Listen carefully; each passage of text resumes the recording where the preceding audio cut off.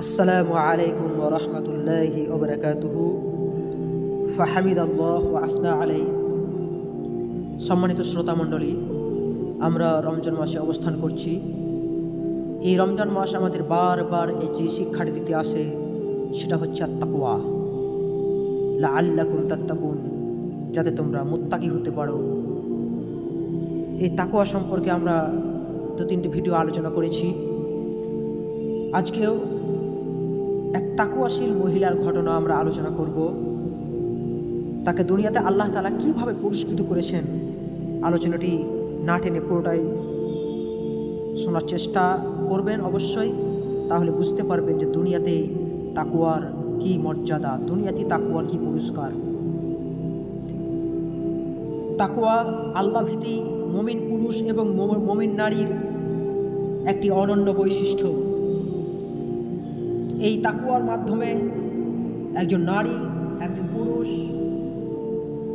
নির্জনে বা প্রকাশ্যে পাপ এবং প্ররোচনা থেকে নিজেকে রক্ষা করতে পারে,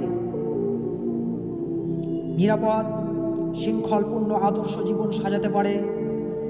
এই জন্য আল্লাহ রাসূল সাল্লাল্লাহু আলাইহি ওয়াসাল্লাম বিশেষভাবে নারীদেরকেও তাকওয়া অর্জনের নির্দেশ দিয়েছেন।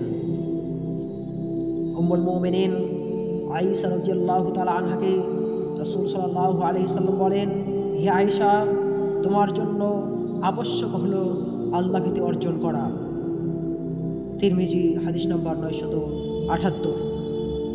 আর তাকওয়া নারীর সম্ভ্রম সতীত্ব কিভাবে রক্ষা করে এবং এর প্রভাবে একজন ধানটের জীবন পরিবর্তনের একটি শিক্ষণীয় ঘটনা আমরা আজকে আলোচনা করব।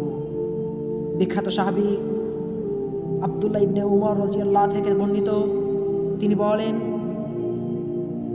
একবার দুইবার বা 5-7 বার নয়, একবার দুইবার বা 5-7 বার নয়, বরং এর চেয়ে বেশি রাসূলুল্লাহ সাল্লাল্লাহু আলাইহি ওয়াসাল্লামকে বলতে শুনেছি যে বানি ইসরাইলের কিফল নামে এক ব্যক্তি ছিলেন, তিনি ছিলেন অনেক ধনী মানুষ। সে সব ধরনের কাজ, সব ধরনের গুনাহের কাজে সে লিপ্ত থাকত। একবারের ঘটনা, এক নারী অভাবে পড়ে তার কাছে সাহায্যের জন্য এলো। সে তার অভাব পুঁজি করে ব্যভিচারের শর্ত দিয়ে তাকে 60 দিনার স্বর্ণ মুদ্রা দিতে রাজি হলো।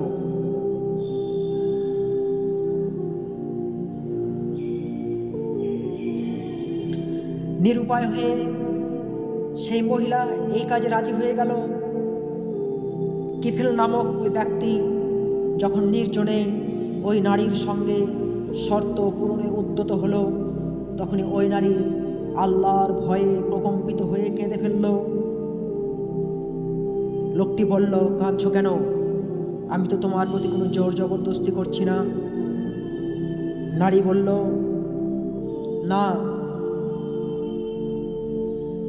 আপনি আমার উপরে জোর জবরদস্তি করছেন না, তবে এই গুনাহের কাজ আমি জীবনে কখনো করিনি। প্রয়োজন ও অভাবে আজ আমাকে এই কাজ করতে বাধ্য করেছে। লোকটি বলল, অভাবের তাড়নায় পড়ে এসেছ, অথচ তা করনি? যাও, তোমাকে ছেড়ে দিলাম, দিনারগুলো তোমারই। সে আরও বলল, আল্লাহর কসম, ভবিষ্যতে আমি কখনো আর আল্লাহর নাফরমানি করব না। সেই রাতেই কিফিল মারা যায়। সকালে দেখা গেল তার ঘরের দরজায় লেখা আছে, আল্লাহ কিফিলকে মাফ করে দিয়েছেন। তিরমিজি হাদিস নম্বর 2496। কি অপূর্ব এই নারীর আল্লাহভীতি! বাস্তবে যারা আল্লাহকে ভয় করে এবং যাদের অন্তর তাকওয়া দ্বারা পরিপূর্ণ, তাদের অবস্থা এমনই হয়ে থাকে। হাদিস শরীফে এসেছে, তাকওয়া হলো অন্তরের বিষয়, আর অন্তরে আল্লাহভীতি থাকলে এর প্রভাব তার কাজে কর্মে পরিলক্ষিত হয়। তাই নিজের জীবনকে সর্বাবস্থায় পরিশুদ্ধ রাখতে তাকওয়া অধিক পরিমাণে দোয়ার বিকল্প নেই।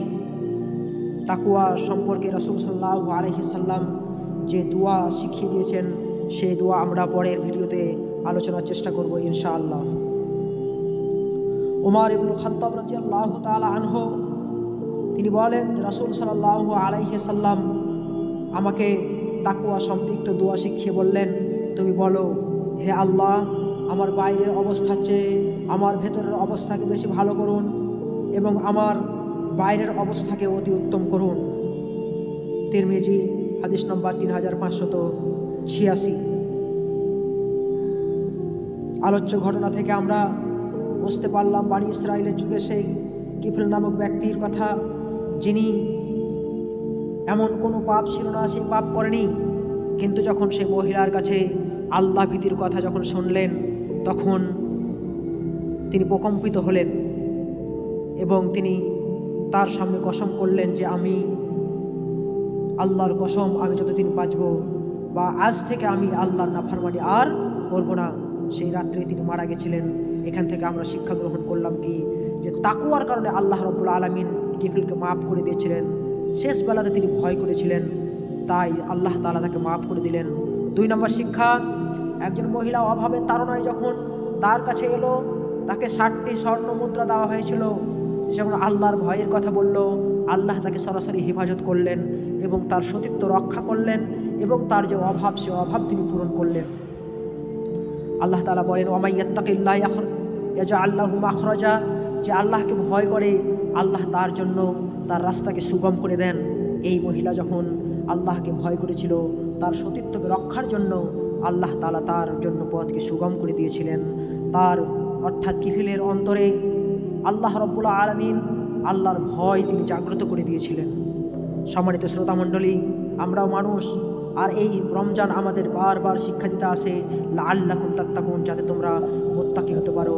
আমরা যেন এই রমজান থেকেই প্রতিজ্ঞাবদ্ধ হই, এতদিন যাবৎ যা পাপ করেছি, যে অন্যায় করেছি, সে অন্যায় চিরতরে মুছে ফেললাম। আজ থেকে যা করব আল্লাহর আল্লাহর ভয়ে করব, আল্লাহর বিধান মেনে, আল্লাহর হারামকে হারাম মেনে তা পরিত্যাগ করব, আল্লাহর হালালগুলোকে হালাল মেনে তা আমলে পরিণত করব। এই হচ্ছে তাকওয়া। সম্মানিত শ্রোতামণ্ডলী, পরিশেষে আপনাদের কাছে নিবেদন, যারা আমার ভিডিওটি দেখছেন অবশ্যই ভিডিওটিকে অপর বন্ধুর কাছে শেয়ার করবেন। যারা আমার চ্যানেলে নতুন অবশ্যই চ্যানেলটিকে সাবস্ক্রাইব করে পাশে থাকা বেল আইকনটি অল করে রাখবেন। দেখা হচ্ছে পরের ভিডিওতে ইনশাআল্লাহুল আজিজ। আল্লাহ তাআলা আপনাদেরকে সকলকে মুত্তাকি হওয়ার তৌফিক দান করুন। আমিন। আসসালামু আলাইকুম ওয়া রাহমাতুল্লাহি ওয়া বারাকাতুহু।